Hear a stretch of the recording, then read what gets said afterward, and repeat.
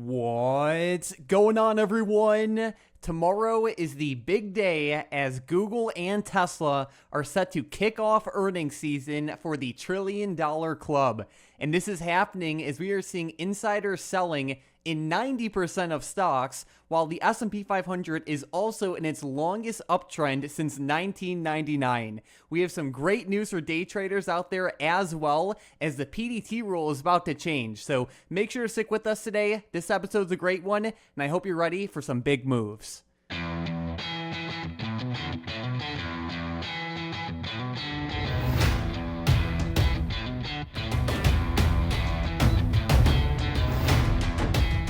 There was some crazy price action on the SPY today. This was actually pretty exciting. So whether you were a bull or a bear, I think there was actually lots of opportunities. Right off the bat, we got a pretty good 628 breakdown on the SPY. So we saw that good initial sell-off, but then at the end of the day, SPY came right back up to test the previous resistance right at 629.50. So this is going to be a pivotal point here for the S&P 500 as we have two of the biggest companies in the S&P 500 reporting earnings. Looking at this chart here, we can see the ranking of S&P 500 components or companies, of course, and we can see that NVIDIA right there at the top, number one, Microsoft, Apple, Amazon, Meta. But when we get to 7, 8, and 9, that's where the fun is tomorrow.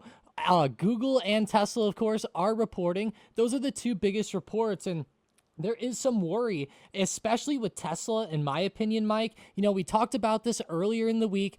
There is some negative, I would say, analyst expectations coming in here. You know, they're expected to report a 10% decline in revenue from the same time last year and an over 20% year-over-year decline on EPS. So that's a pretty rough thing ahead for them. And, you know, Elon hasn't been helping things with all the political stunts lately either. Yeah, and going back to the S&P 500 components chart just for a second, even though tomorrow's stocks are ranked 7, 8, 9, together, these two stocks have a 6% direct weighting on the S&P 500, and they have an even bigger influence when it comes to just investor sentiment in general. So basically, how these stocks move are going to have a big impact on the market. And like you said, Tom, you know, Tesla isn't necessarily expected to hit it out of the park this quarter. And like we saw from Netflix's earnings last week, they did good on earnings, and their stock still fell 5% on their earnings day, and the stock fell even more today. So we're in an earnings season where good isn't good enough. And then also looking at Google, you know, their sentiment has definitely been a little bit rough as well. And like when you have stocks like Google and Tesla reporting, they normally move in a pretty big way. And I saw that market makers, specifically for Tesla, were expecting a 7.2% move. So yeah, things are about to heat up quite a bit here. They are, and looking at Tesla's chart a little bit closer in the short term, you know, they had some pretty good price action, I would say, this week and a little bit last week. But whenever we go out to the daily chart, their stock has been very flat over the past couple months. We can see that it's been kind of stuck in this overall wedge, and I'm really waiting for a good move, either up and out of the wedge or down below the wedge. Of course, I'm sure there's a lot of people out there, you know, calling this to the upside or the downside. Honestly, I'm just going to react after the fact, and if we do start to see Tesla break this huge resistance in the short term, right around 360, that would be extremely positive. So that'll be something I watch for the bull case. For the bear case, I don't like the lower end of this wedge, right around the 275 to 280 support. If that starts to break down, I'll be pretty worried on Tesla. And looking at Google's price action a little bit, I'm just going to stick with the Class A shares, Mike. You know, keep it simple. There's a pretty big resistance that they're actually straddling right now, right around 190, 170 to 192. And there's a huge gap to fill on Google's chart back towards its highs, and the gap would fill just above $200. So $200 could be on the radar tomorrow if we start to see some positivity with Google. And, you know, looking at their report just a little bit closer, they've actually beaten EPS in 9 straight quarters. So I don't know, they have some pretty good numbers to keep up with. Yeah, and like when we look at Google and Tesla for tomorrow, you know, if you want to get into these stocks ahead of time and gamble, that's fine, do your thing. But a lot of times it's a lot smarter to see how the earnings comes out and then position yourself accordingly. And you don't even have to trade these two stocks directly either. You can just, you know, ride the overall momentum it creates in the general market rather than having to trade these two stocks too. So keep that in mind. But earnings isn't the only thing that's going to add more fuel to the already existing fire in this market. Trump has his AI action plan set for tomorrow, where basically he's expected to announce policy guidelines for AI that will call for easing regulation and expanding energy sources for data centers. And at the same time, he's going to urge Congress to consider federal legislation to preempt state oversight of the emerging technology, in this case AI. So keep a close eye on stocks like Nvidia tomorrow as well, and quite frankly any other stock that has AI exposure, which is certainly a lot of companies nowadays. As we know, AI is a hot area of the market, and especially when Trump does his thing, it sometimes moves the market quite a bit. It definitely does. And, speaking of the market more overall here, Mike, like looking at the SPY a bit closer, there is a very key, I would say, setup starting to play out right now. A lot of people are actually looking at this rising wedge on the SPY. I've been eyeing it up a little bit in the short term myself. If we do start to see some movement, I would say down and out of this wedge, I'd be pretty worried. And with the earnings tomorrow, SPY is just at such a critical point. Some people might even say it's a head and shoulders setup, with the head extending up to around 631, and the shoulder line sitting here around 629.50, neckline down around 628.20. But this is a pretty critical spot, right? Like if the SPY cannot get back above this key resistance at 629.50, it is going to be pretty brutal in the short term, and I could see a pretty hefty pullback. I'm not saying it's going to crash and burn, but a move towards at least that 626.20 recent low, or even like 625, 623, I think could be on the horizon. But that resistance is just going to be so critical for me, Mike. And as support, I really like that 626.30 area, 626.25. If we break that down, I'll definitely become a little bit more bearish in the short term. Yeah, and it's not that the market can't continue higher. It's just that it has a lot of work to do if it wants to be able to actually do that for multiple reasons.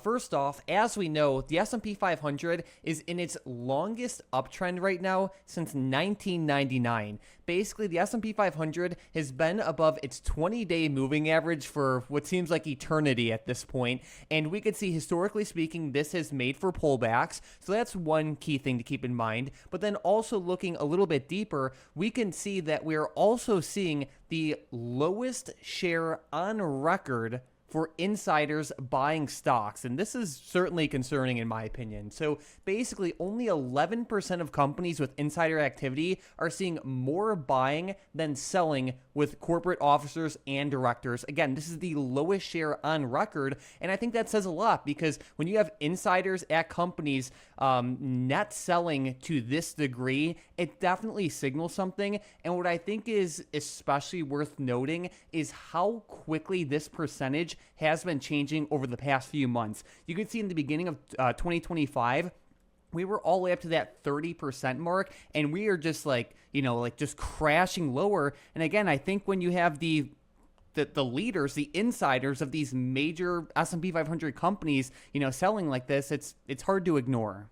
It really is. And, we always like to look at the big money and look at like what insiders do, of course. And I think that whenever you see a number like this, and with it just being a record especially, it's very striking, right? And we've been looking at a lot of data that kind of shows that like the big money hasn't necessarily been buying in to this overall uptrend. And, I think that this is just another data point that kind of follows that. And maybe there is just some worry out there that stocks are getting a little bit overextended. We've been looking at that data all week long that shows 3 days later gets pretty rough. We're actually at the 3-day later point right now. So I'm pretty worried for tomorrow, especially with those earnings coming. Of course, they're coming in after hours though. And I will say the 4th day isn't much better either. So be a little worried there. And then Mike, looking at this data, there is actually some positive data here. As we start to go out further and we look at the S&P above its 20-day moving average, it does get a little bit more bullish here. We can see the 1 month does look pretty good. It's green 62.5% of the time.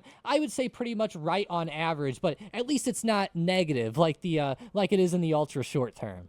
Yeah, and it's never been lower 3 months later, too, which is definitely a good sign as well. So I think there are multiple things to take away from this. Of course, there are some real risks in the short term. in a broader sense, the market still appears to be in good shape. But like as short-term traders, you have to adapt to the situation. And when we look at the S&P 500 right now, we certainly have key levels overhead. We have giant earnings set to release, and we have a market where we're definitely seeing more profit taking, but it's not like we're seeing everyone rush to the exit all at once. It's more so of like a slower and softer rush to the exit, I guess you can say. And like buyers have been extremely resilient, like we can see from today's you could say return to open from the initial sell-off, which is good to see. But like Tom, heading into the market tomorrow, if you had to pick just like two levels, what would they be?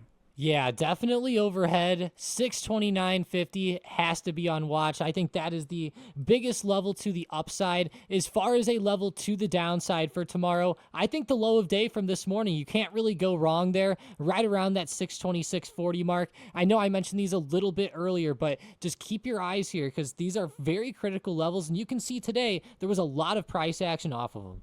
Sounds good. All right, Tom. Well, moving on from that, we have some very good news for all the day traders out there as U.S. regulators are finalizing plans to lower the amount of money retail investors need to day trade from $25,000 down to $2,000. So basically, for those of you who don't know, the current pattern day trader rule is if you make 4 or more day trades within a 5 business day period on a margin account with less than $25,000, you're labeled as a pattern day trader and you're restricted from trading until you deposit more money.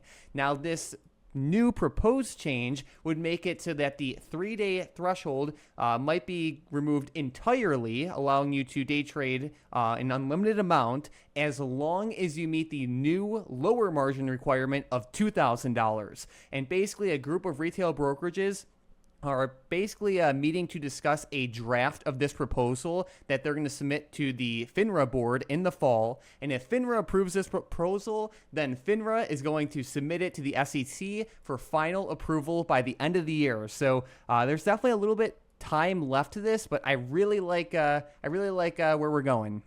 I really cannot wait to see if this ends up being approved, and I actually hope it does. I think that traders are going to be jumping up and down for joy with this. Definitely let me know in the comments if this is something that you think is something that will help you as a trader. I know that whenever I first started trading, Mike, that was a very big hurdle, right? And finally, whenever you get there and you get past it, you feel so accomplished. But nonetheless, I do think that 2,000 is a pretty good number, and I think a lot of people will end up liking that quite a bit. I will say just be a little careful out there. There's a lot of opportunities. You don't want to be going too crazy, placing hundreds of trades per day just because you can. Exactly. So either way, it's nice to see this, and we'll definitely keep everyone updated on this proposal as it continues. But Tom, there's no way we can continue any further without mentioning the craziness that's going on with Opendoor, ticker symbol OPEN. This has been one of the craziest stocks in the short term. It has around a 21% short float. The stock is going insane, but we are starting to see quite a bit of profit taking here. We are, and actually in after hours, a big support around like $2.80 to $2.70 is starting to give out. We can see Opendoor over the past couple trading days had a very nice explosion. It ran up to around $5 a share and then started to give back these gains. I mean, Wall Street Bets is really the main culprit here, pushing this one higher. And there was another stock today, KSS, that started pumping as well. This one started going viral on Wall Street Bets, you could say, and in pre-market had a huge explosion. But whenever the market actually opened, I'll just go to a 1-minute chart to, show it more clearly here. Quite the sell-off came in. For like the first 30 minutes or so, there was like only one green candle. So pretty wild price action with KSS. And I will say, Mike, we're seeing these two stocks go pretty crazy. My big question is like, what's next? Is there going to be another stock tomorrow that starts to go crazy? I'm definitely going to keep my eyes on Wall Street Bets a little bit tomorrow morning. Yeah, Tom, I'm starting to see more messages about whether or not these stocks have the potential to be a GME-style moment, and it doesn't look like it right now. Like, Opendoor is up over 800% over the past few weeks, and while that's great, the situation with GME a few years back was nothing short of just purely historic madness, I guess we can say. And like Opendoor has a 21% short float, KSS has a 49% short float, GME had over a 100% short float, and it had a level of euphoria that has just been unmatched. So it doesn't seem like these stocks are quite to that level. And like when you're looking at these stocks, I think it's very smart, like you said, Tom, to keep your eyes open for what other stocks start to get pumped like this, because when they move, like they go crazy. And like when you have a lot of hype and euphoria, like we are seeing with these two stocks, it is pretty common for like other stocks to join that wave. It's all about what gets the hype from Wall Street bets, and you could just say like the retail crowd in general. So definitely keep your eyes open, but at the same time, make sure to trade smart. Don't just jump into any random stock because it's up. And like especially with Opendoor, like it's up 800% over the past few weeks. Like if you're still holding this, that's fine, but make sure you have a point where you will exit, so you don't get caught holding this stock just in case it falls down to, let's say, $1.50 or $1 or even worse. Yeah, and honestly, that's something that looking at the charts is a very realistic scenario that could end up playing out. And I'm not trying to incite a lot of fear into anybody or anything like that, but it's definitely good to keep these things in the back of your mind just in case they do end up playing out like that. And with Opendoor starting to break through support here in after hours, I don't know. I'm getting more and more worried by the minute. Yeah, so keep a close eye on it. And then besides that, Tom, how about we jump right into today's setups and predictions? And a stock that is close on my radar is CWEB. So this is an ETF that follows Chinese stocks. It is a 2x leveraged ETF, so it's definitely a little bit high risk, high reward. But we saw 2 recent big money trades with this, which is nice. And we also saw the ASHR big money trade performing well as well. So basically, we're seeing a lot of good inflows into the Chinese stock area of the market. And what I really like more than anything else is the risk reward that is being presented here. Like if we look at CWEB just in a short-term sense, right now it's at $44.20. I could see it is a very justifiable trade, setting a stop loss just under that $43 level, which would be like around $1.20 of risk right now. And I would not be surprised to see this stock get closer to like 46.80 or maybe even 48, depending on the momentum over these next few days. And it could even be pushed more than that. But either way, it's definitely on my bullish radar, and I'm excited to see how it does. I really love the daily chart on CWEB. I talked about it yesterday with the recent big money plays, but whenever I'm looking at CWEB, I love the resistance that it had in the past around like 42 to 42.30, and I really love the way in which today it came down and almost used that resistance as a perfect support for a bounce today. That's like a grade A setup right there, so I love CWEB in the short term as well. With my next setup, Mike, I think we coined the phrase, if you can't handle the heat, stay out of the kitchen with these stocks. Tilray is actually starting to pop off a bit more here in the short term. I've been eyeing Tilray up a lot over the past few weeks, and we can see it's been jumping up a lot from recent lows, and it's actually sitting around 78 cents right now, breaking past some key resistance right around 70 cents. So if we see a good continuation tomorrow and a good breakout above 80 cents, I think that we could see a good continuation out of Tilray. It's been on fire the past few days, and today is like number one since that recent, I would say, time of consolidation. So it's good to see the breakout starting, and hopefully a continuation can continue to come in here.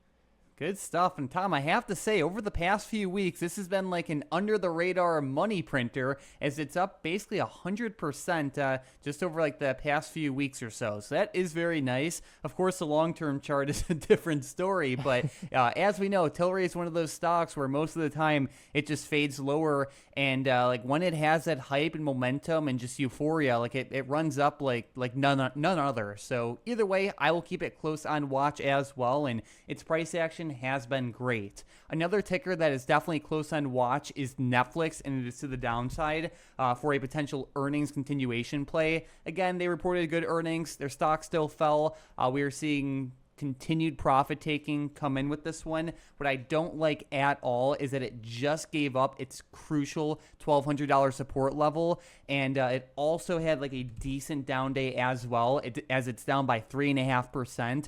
Netflix is definitely on my radar for a potential pullback. It doesn't have to pull back tomorrow, but I'm really looking for like an extended pullback over like the next few trading days and potentially even into next week. If we go to a daily chart on Netflix, we can see that, it has been doing great over the past few years, but when it does pull back, it's pretty common for these pullbacks to, last for a couple weeks in some cases. Yeah, and I think it could even get more extended, of course, on this setup. I think it's getting pretty overextended, and, it was on a pretty good uptrend here up until this point where it started to really turn over. It's starting to break below some key trends as well, so I will make sure to keep it on the radar. I thought that 1,200 breaking down was pretty nasty to see there, Mike. With my next setup, I'm looking at HIMS to the upside, actually. So HIMS came back today in a great way, closing up 5%. If they can get a good pop above $50.50, watch for the continuation. I would love to see this like $50 range start to break and for this stock to continue. If we go to a daily chart, you can see that HIMS recently had a pretty big gap down, and it's been trying to pop up here today off of this recent support, close to like $46.80 to $47. So I'll be watching for another possible move here with HIMS. And I feel like a lot of traders are going to be trying to buy the dip up here on this play, and that's what I'm looking for, is a good dip buy scenario like on the daily. Sounds good. I will keep it close on watch as well. And then besides that, Tom, let's jump right into today's momentum plays. And with the first one, we have Lucid, ticker symbol LCID, to the upside. If Lucid Motors can break above $3.15, watch for a continuation. It was up almost 11% today. With the next one, we have Sunrun, ticker symbol RUN, also to the upside. This stock has been pretty wild in the short term with all of the, I would say, energy stocks, clean energy stocks even. But if Run can break out above $11.40, watch it up as well. And then with the last one, we have NVIDIA, ticker symbol NVDA, to the downside.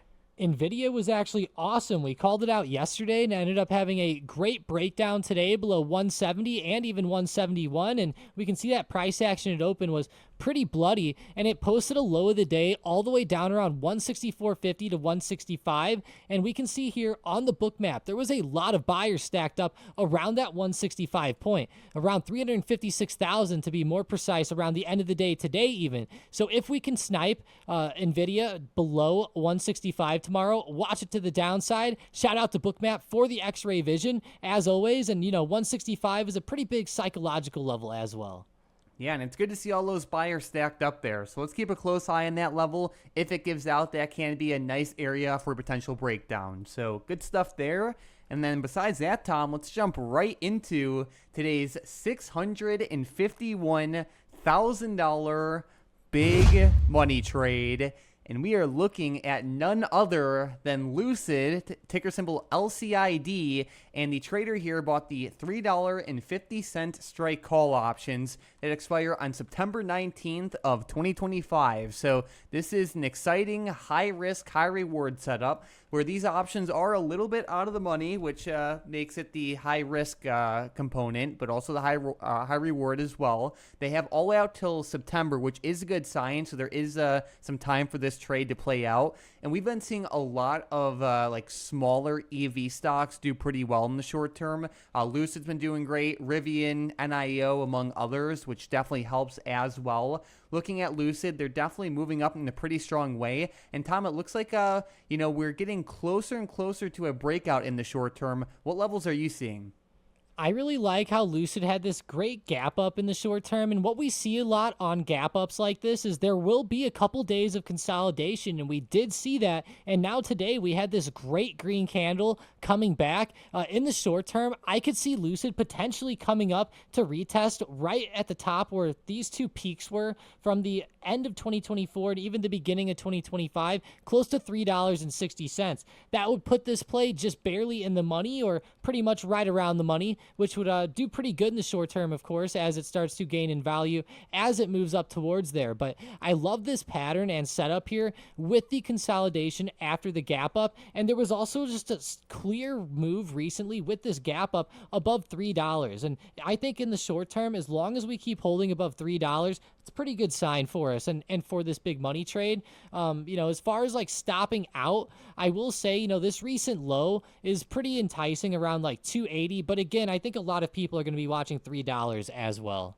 Makes sense. And we could also see that Lucid bounced up in a very strong way off that $2 support, which is really great. And I also like to see how the recent uptrend is definitely accelerating in a general sense. Of course, this trade is a $650,000 trade, which, is certainly a lot of money, but in big money terms, it's not the biggest trade we've ever seen. So it's high risk, high reward. If that's your thing, then consider it. If not, then don't. But either way, keep this one close on watch. And then, Tom, let's make sure to give a giant shout out to today's member of the day, Not So Great Gatsby, who had a handful of nice profits today in the profits channel. Looks like we had some nice gains with CRCL, which was very nice to see. He's finally back to $1,000. So huge shout out to you, Not So Great Gatsby. Keep up the great work going forward and keep on rolling. If you guys are into short-term trading, definitely make sure to check out Bookmap, like Tom showed with NVIDIA. It's basically the X-ray vision of the stock market. You can see key support and resistance levels